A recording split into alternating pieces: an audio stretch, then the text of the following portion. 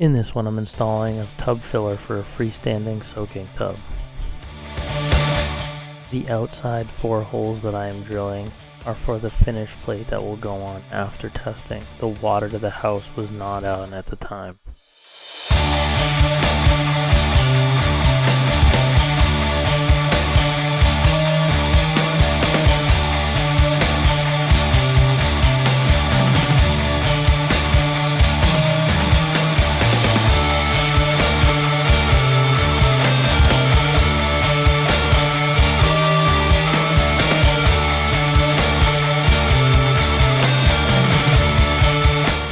I know, the paint got a little hot and bubbled while I was soldering.